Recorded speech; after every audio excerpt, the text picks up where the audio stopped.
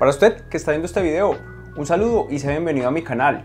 Hoy nos venimos con un tutorial paso por paso desde cero de cómo diligenciar el formato 1001, el formato de pagos o abonos en cuenta y retenciones en la fuente practicadas que se debe presentar dentro de lo que se conoce como la información exógena a la DIAN cada año. Y aquí en este video le traemos paso a paso sobre cómo se debe diligenciar este formato. Así que sin más, empecemos de una vez con el tutorial. Para esto vamos a necesitar 5 documentos. ¿Cuáles son estos 5 documentos? Bueno, el primero sería un balance de comprobación con terceros, o en su defecto, si usted no lleva contabilidad, un reporte de costos y gastos con terceros, es decir, a quien se le hicieron esos pagos y las retenciones en la fuente que se practicaron durante todo el año grabable que usted va a reportar. El segundo documento sería el valor deducible de esos pagos laborales, que estamos refiriéndonos a el formato 2276. Recordemos que parte de las deducciones de los pagos se hacen a los empleados por conceptos de pagos laborales y eso iría en otro formato, que es el 2276. Debemos de tener el dato de esos pagos, qué valor es deducible, para poderlo sumar a estas deducciones. Un tercer documento que sería la declaración de renta. Así es, yo le recomendaría hacer este formato 1001 después de haber presentado la declaración de renta, o en su defecto tener el borrador antes de firmar y presentar. Un cuarto documento sería las declaraciones de retenciones en la fuente de todo el año, si la persona o la empresa es agente de retención. Si lo es, pues tener las 12 declaraciones de retención en la fuente para poder hacer la conciliación de los retenciones que se hicieron en estos pagos. Un quinto documento y último sería el reporte de la pila de los pagos al sistema de seguridad social.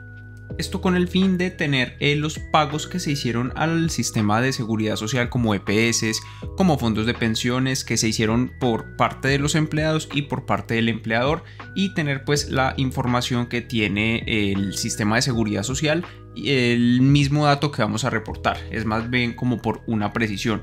Dicho esto, entonces ahora sí empecemos a explicar los conceptos con los cuales vamos a reportar este formato 1001. Es importante aclararle que la resolución de la exógena tiene aquí la descripción de qué iría en cada concepto. Algunos son muy ilustrativos y ya pues viene muy bien explicado, por lo cual voy a explicar solamente los que son como más complejos o que tienen algún detalle importante que resaltar. Primero tendríamos los viáticos que se le pagan a los trabajadores para que cumplan una determinada función. Esto iría en el concepto 50-55. El segundo sería los gastos de representación. Sería casi lo mismo que los viáticos, sino que pues el concepto es diferente, iría en el 50-56 y como tal son gastos para representar a la empresa o al empleador en su defecto. Siguiente serían los honorarios, que irían en el 50-02. Estos honorarios es importante tener en cuenta que serían los que practicamos retención en la fuente diferente de el artículo 383. Porque si usted le practicó a la persona que le pagó estos honorarios la retención en la fuente por salarios, que como le digo es la del artículo 383 del Estatuto Tributario, no iría en el 1001, sino que iría en el 2276. Ese reporte, y entonces para el caso de los que no se les haya practicado iría aquí, en estos honorarios. El otro sería la compra de activos móviles. Esto estaríamos hablando de la compra de inventarios, es básicamente a lo que se está refiriendo. Entonces las compras de inventarios que se hayan hecho pues deben de ir reportadas mediante el concepto 5007. La compra de activos fijos debe de ir en el 5008. Le recomiendo aquí algo muy importante, y es que separe siempre, cuando compre un inventario, cuando compre algún activo fijo, separe el valor del IVA del valor de la compra, ya que son cosas muy diferentes y deben de ir reportados en columnas diferentes. Importante tener en cuenta que aquí no va a ir nada de lo que es el costeo de los inventarios, no va a ir nada de lo que es las depreciaciones, nada de eso. Simplemente estamos hablando de las compras. Lo siguiente sería los pagos o abonos en cuenta a las EPS, al sistema de riesgos laborales, y que se incluyen los aportes del trabajador. Por eso le decía que es importante tener el certificado de pila, porque aquí vamos a ponerlo de la siguiente manera. Va a ir en la columna de los deducibles lo que el empleador haya pagado de parte de sí mismo, es decir, la deducción que se tomó por este concepto, por los aportes a la EPS o a los riesgos laborales. Y en no deducible irían los pagos que se hicieron de los descuentos que se le hicieron al trabajador. Más de lo mismo para el concepto siguiente, que sería el concepto 5012, pero que en este caso sería para los aportes obligatorios a pensiones. Irían el deducible, lo que el empleador puso, y lo del empleado iría en el no deducible. Continuamos con los impuestos solicitados como deducción. Este tiene dos ejemplos muy claros, que sería el 4 por 1000, más bien conocido como el gravamen a los movimientos financieros, y el impuesto de industria y comercio. Por supuesto, siempre y cuando se haya pagado ya al momento de presentar la declaración, que esa es una de las condiciones para poderse deducir el impuesto de industria y comercio.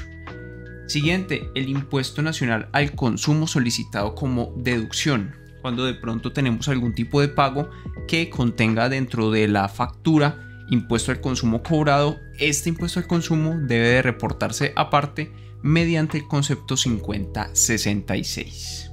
Siguiente concepto que vamos a explicar sería el valor acumulado de la devolución de pagos o abonos en cuenta y retenciones correspondientes a años anteriores mediante el concepto 5028. Este valor correspondería a esos pagos que estamos haciendo de operaciones que no habíamos registrado de años anteriores o que hubiésemos hecho retenciones sobre esos mismos pagos. ¿Qué pasa? Esto tiene la característica de ser no deducible. Entonces ese concepto 5028 iría siempre en la columna del no deducible. Y el último concepto a explicar sería el valor de los puntos de premios redimidos en el periodo que afectan al gasto directamente, procedentes de programas de fidelización. Esto quiere decir que, por ejemplo, si en su empresa se le da algún tipo de incentivo por medio de puntos que hagan parte de algún programa para mantener a los clientes fieles, como para tener una atención con los clientes, esos gastos, esas deducciones que nos vayamos a tomar deben de ir reportadas en el concepto 5087.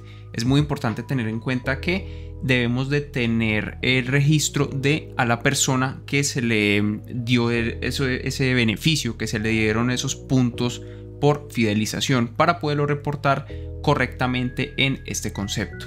Para la mayoría de las empresas, solamente con los conceptos que tenemos aquí, que son los que irían del 1 al 58, pues ya sería suficiente. Como le digo, el resto de los conceptos están muy bien explicados y pues ya todo está aquí muy fácil de entender para que usted haga el reporte correctamente. Dicho esto, ahora sí, empecemos a ver las columnas del formato. La primera columna con la que nos encontramos sería el código del concepto, que sería este de acá. Aquí es donde vamos a reportar los conceptos que ya vimos en la resolución de la información exógena. Lo siguiente sería el tipo de documento con el que vamos a reportar a esa persona o a esa empresa que le pagamos. Es importante decir que si la persona tiene RUT, ojo, si tiene RUT debe de ir por el documento 31, si no tiene debe de ir por el documento 13. Ahora, ¿cómo sabemos si la persona o la empresa tiene o no tiene RUT? Es muy sencillo, simplemente váyase al navegador, ponga consultar RUT y allí simplemente usted va a ingresar al primer resultado que le aparezca en el navegador y va a poner aquí, por ejemplo, un número de cédula y le va a aparecer. Si la persona aparece, quiere decir que sí tiene RUT. Si no aparece, pues quiere decir que esa persona no va a tener RUT y por su defecto va a ir en el documento número 13. Importante hacer esta aclaración. Siguiente columna sería el NID o el número del documento. Como le decía, si es cédula o NID, iría aquí. Lo siguiente, primer apellido, segundo apellido, primer nombre, segundo nombre, en caso de que sea una persona natural. Y si es una persona jurídica, ya iría en la siguiente columna. Importante decirle lo siguiente: hay veces que hay personas naturales que tienen un nombre comercial porque tienen un establecimiento. No importa si tiene un establecimiento, siempre debe reportarse si es una persona natural con apellido 1, apellido 2, nombre 1, nombre 2. Importante tener esto en cuenta. Esto solamente es para personas jurídicas, que son las que tienen pues su razón social. Siguiente, la dirección. el departamento que viene codificado en los programas contables, o si no, pues busque la codificación en la página de la DIAN. Ahí aparece el código de cada departamento y de cada municipio, que es la siguiente columna, y del país, que sería para Colombia el 169, que sería para la mayoría de los reportes. Si usted va a reportar el pago de otro país, pues como le digo, puede buscar el código sin ningún tipo de problema. Ahora, es completamente obligatorio que vaya aquí la dirección de forma correcta. Pues sería lo ideal, pero si es el caso suyo que no tiene, digamos, como los medios o la información para conseguirlo, entonces ponga la dirección que aparece en su root, en el root de la persona o la empresa que estén reportando. Con eso, pues digamos que taparía este pedazo de la información. Como le digo, es un plus, ¿no? Si usted puede reportarlo correctamente, pues hágalo. Si no, puede poner ese dato en su defecto. Ahora nos vamos con lo que son la columna de los deducibles. Estos son los pagos antes de IVA que se hacen, que nos vamos a tomar como deducción en la declaración de renta y que saldrían directamente de la contabilidad, o si usted no lleva contabilidad, dentro de las facturas, etcétera, que usted tenga dentro de sus archivos. Aquí iría el valor deducible antes de IVA. Siguiente, valor no deducible antes de IVA. Ese sería como la contraparte de este. Si no nos vamos a deducir e hicimos el pago, iría en el no deducible. Siguiente, el IVA en los gastos deducibles, es decir, el IVA de esta casilla, de esta columna, iría aquí. Y asimismo en la siguiente, el no deducible, iría el IVA aquí. Por eso le hacía la importante aclaración de que lo ideal siempre es que usted, cada que haga un pago o registre un gasto dentro de su contabilidad, tenga presente que debe de separar el valor base del IVA, porque este reporte 1001 le va a pedir que esa información se dé de manera separada. Siguiente columna iría la retención en la fuente practicada. Tener en cuenta que esto debe de coincidir con las declaraciones de retención en la fuente, que ya lo veremos más adelante, pero deben de coincidir con cada concepto. ¿Qué quiero decir con esto? Si nosotros tenemos retenciones en la fuente por servicios, entonces recordemos que según los conceptos de reporte de la información exógena, los servicios se reportarían en el 5004, y asimismo todo lo que reportemos con 5004 y que de la suma de esas retenciones en la fuente den lo mismo que lo que tenemos por todo el año de retenciones en la fuente por servicios. Es importante empezar a hacer ese tipo de conciliaciones y tener presente que cuando hagamos una retención en la fuente sea consistente con el pago que estamos haciendo. Si es una retención en la fuente por servicios, pues que el reporte se haga por servicios. Siguiente columna, retención en la fuente asumida. Ojo, cuando usted hace un pago y digámoslo así, la persona a la que le prestó a usted el servicio no quiso que le practicaran la retención, pero usted debió de hacerlo y la practicó, pero la asumió, debe de ponerla en esta columna. Ojo, debe de ponerla solo acá, no en las dos. O sea, va en la retención en la fuente o va en la retención en la fuente asumida, ya que estas retenciones en la fuente que son asumidas no se pueden certificar. Entonces tener esto en cuenta, ya que pues estas retenciones en la fuente esa persona no se las va a poder tomar y por lo tanto aparecen como asumidas por el pagador. La siguiente columna sería la retención de IVA y la siguiente la retención de IVA para no residentes. Si su empresa o la persona a la cual usted le está haciendo el reporte practica este tipo de retenciones, pues deberían de ir en esta columna y asimismo, como le decía, coincidir con las retenciones en la fuente que hayan sumadas de todo el año de las declaraciones de retención en la fuente. Ahora explicado todas las columnas de este formato 1001, vamos a ver entonces aquí un ejemplo. Tenemos aquí el balance de prueba del cual yo le hablaba que debemos de sacar la información para alimentar este formato 1001. Entonces, ejemplo, aquí tenemos un gasto por servicios, por mantenimiento y reparaciones pagados a el señor Francisco Antonio y al señor José Daniel. Entonces, vamos a ubicar que el señor Francisco Antonio se le pagó 1.000.000 de pesos por el servicio y se le pagó 190.000 pesos por el IVA de ese servicio. Aparecería entonces por servicios 5004 pagado al señor Francisco Antonio por 1.000.000 de pesos y 190.000 pesos de IVA. Y asimismo vemos que en este reporte aparece también una retención en la fuente practicada por servicios al señor Francisco por 20.000 pesos. Retención en la fuente que también aparece aquí.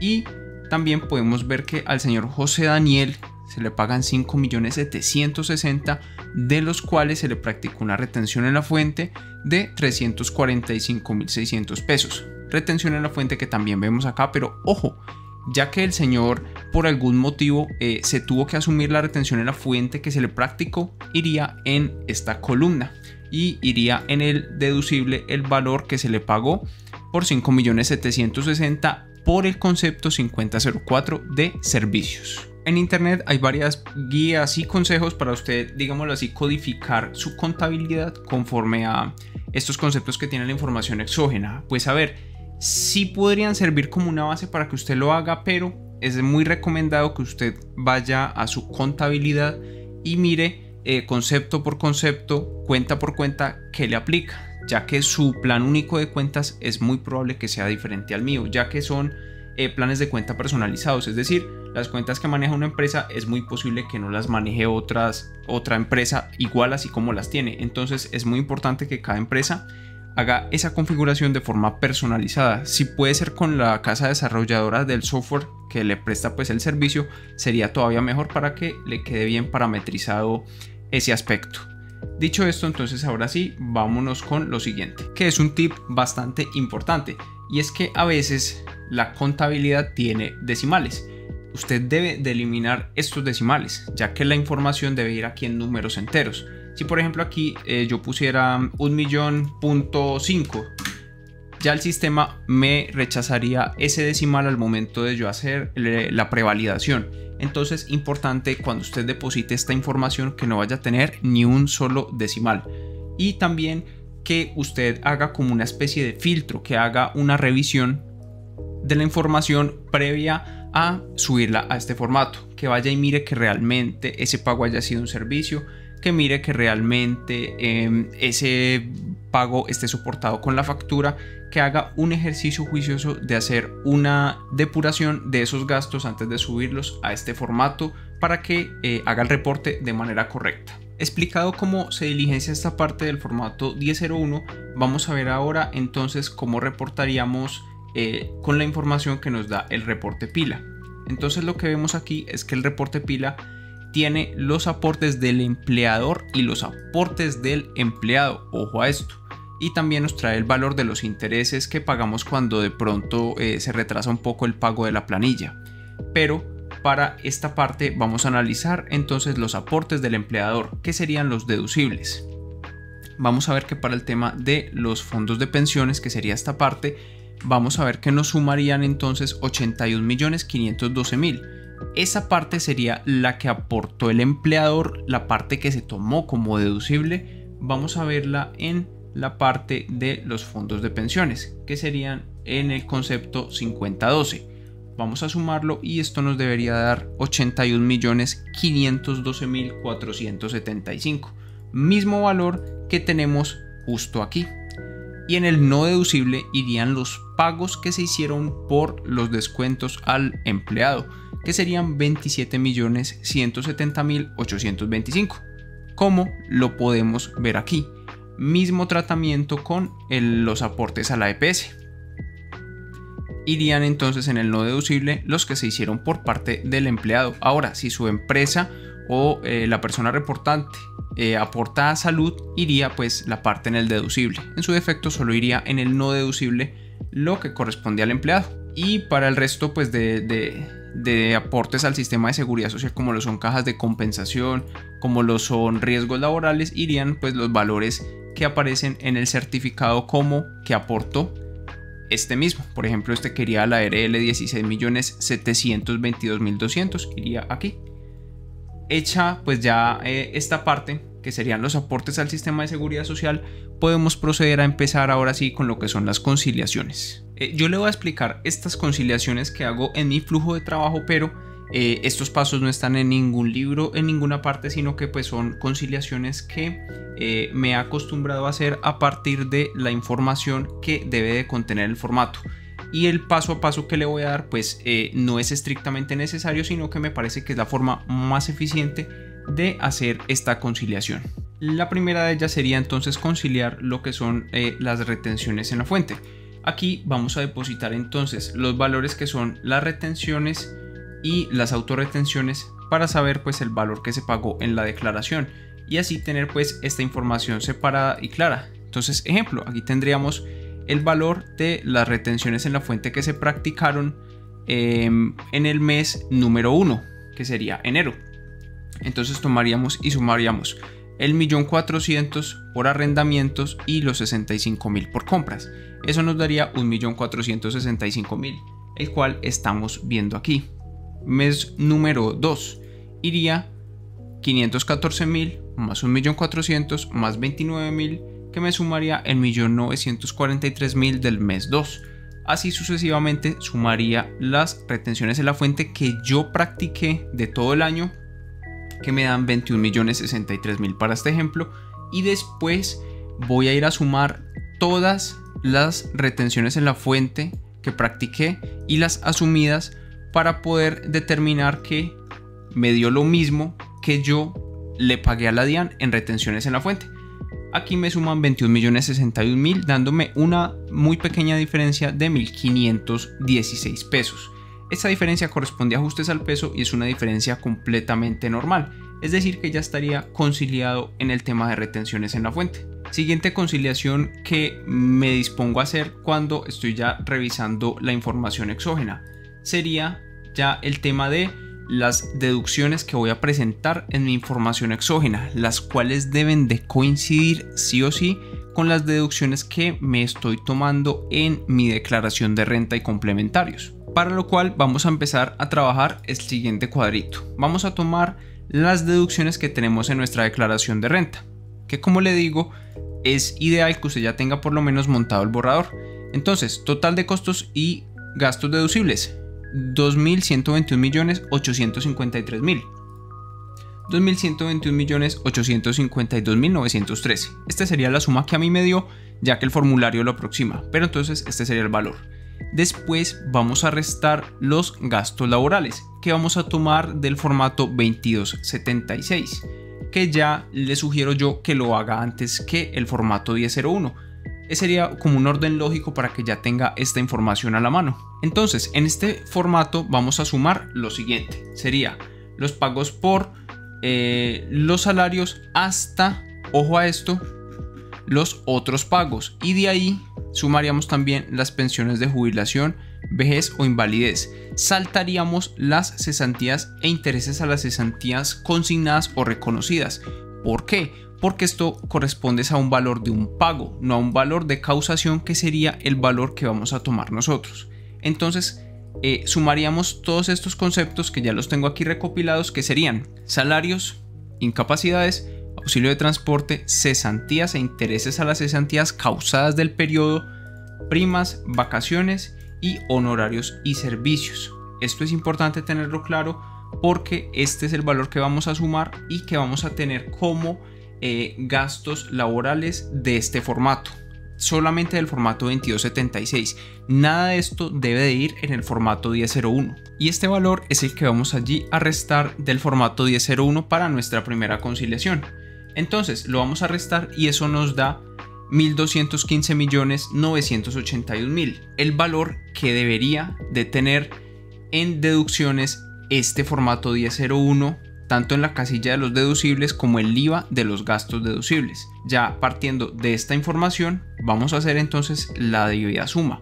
Vamos a sumar este valor, que sería el de esta columna, y el valor de esta columna. ¿Para qué? Para sacar la suma, que como le digo debe de ser igual a las deducciones que nos estamos tomando en renta, sumándole los gastos laborales del formato 2276. Y aquí también empiezo a hacerle un par de aclaraciones y tips para que lo tengan en cuenta. Por ejemplo, el concepto 5007 y 5008, que serían conceptos de, como le decía antes, compra de inventarios, el 5007, y el 5008, compra de activos fijos, llévelos al no deducible, ya que esto le va a afectar la suma de los deducibles que usted va a hacer. Y las compras de activos fijos, pues como tal, gastos deducibles no son, sino que son simplemente, como le digo, compras que más tarde se van a transformar en costos, pero por ahora no serían gastos deducibles. Y los llevaríamos entonces como no deducibles en esta columna. Después de que se haya hecho la conciliación de las deducciones de renta con las deducciones del formato 1001, iríamos ahora sí a hacer la conciliación con la contabilidad. Nuestra segunda conciliación para la contabilidad ya sería entonces tomar los gastos totales de la contabilidad, como podemos ver en este segundo cuadrito, que sería 2.147 millones, lo vemos aquí, 2.147 millones, y a esto vamos a restarle los gastos no deducibles. ¿Estos de dónde los vamos a sacar? Pues de la declaración de renta. Recordemos que no todos los gastos que hayan dentro de la contabilidad son deducibles. Un ejemplo sería el 4 por mil, ya que el 4 por mil solamente se va a poder descontar la mitad de lo que se haya pagado por este concepto, y otros varios que de pronto no tenga el soporte de la factura electrónica. Bueno, ya es un análisis que usted hace internamente en su información financiera y que determine que esos costos no son deducibles.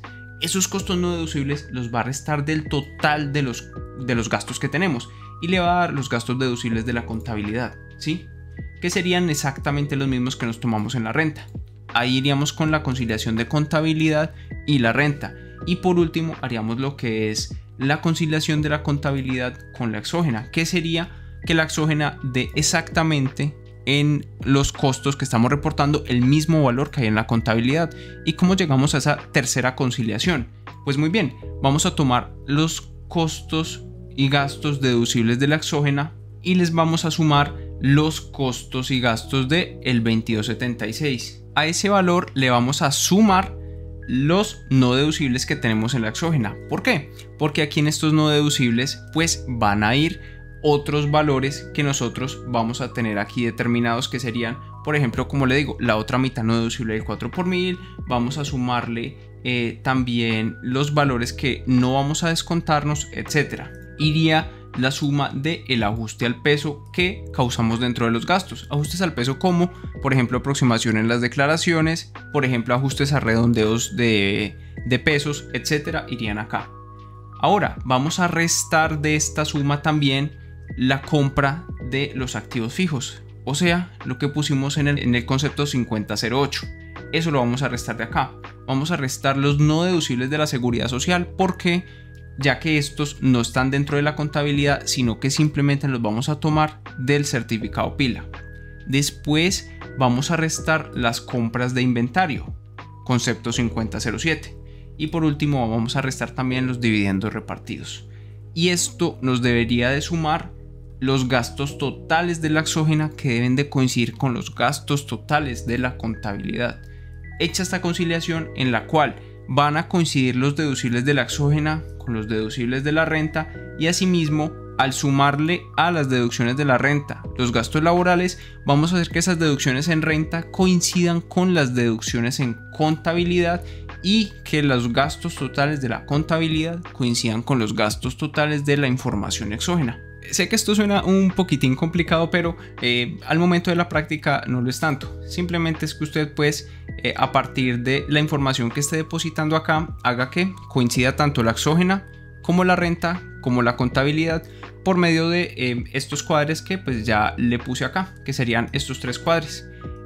Como le digo, no son algo que esté dentro de un libro, no es algo que sea obligatoriamente, que usted lo debe hacer obligatoriamente, sino que es algo que se hace para usted saber que está haciendo el reporte de forma correcta. Y el último paso, sí, todavía falta algo más, es que ya después de usted haber hecho estas conciliaciones y cerciorarse de que su información exógena está correctamente reportada, vamos a pasar ahora sí a lo que es volver cuantías menores los saldos, los pagos que hayan sido menores a 100.000 pesos.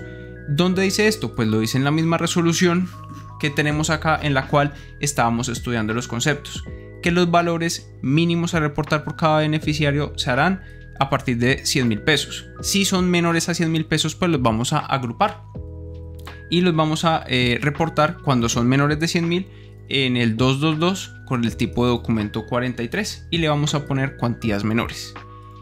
nos vamos aquí a nuestro formato y entonces buscaríamos, por ejemplo, si esta empresa pues tuviese aquí, no sé, no 397.000, sino 97.000. Este valor se iría directamente a cuantías menores y lo sumaríamos para ponerlo dentro de ese reportado, por ejemplo el que tenemos acá. Hacerle también la aclaración de que debe de reportar por concepto, es decir, el 5004 debe de agrupar cuantías menores de ese mismo concepto. Si usted busca aquí dentro de estos y hay alguno de 100.000 pesos, pues lo agrupa aquí. Es decir, no puede agruparlo con, por ejemplo, 5004, mezclarlo con 5016 de otra persona que tenga un valor menor a 100.000. No, debe de ir separado por concepto. 5004 se pone en cuantías menores del 5004. 5005 se pone en cuantías menores del 5005 y así sucesivamente. No se olvide de validar los NIDs de los documentos que usted va a reportar. Después de haber hecho esto, la conciliación y las cuantías menores, ya su reporte 1001 ha quedado completo y ya solo restaría pues llevarlo al prevalidador para que no haya ningún error y después cargarlo a la DIAN. Igualmente sé que es mucha información, ya que como le digo, si bien no es un formato que sea complicado, sí es un formato que lleva mucho trabajo y diría yo que es el más largo de todos. Entonces si tiene alguna duda, pregunta o inquietud, en la caja de comentarios pues lo estaré atendiendo. Y hasta aquí este video, mis amigos. Espero haber podido ayudarle a usted a diligenciar este formato y nos vemos en un próximo video. Un abrazo y adiós.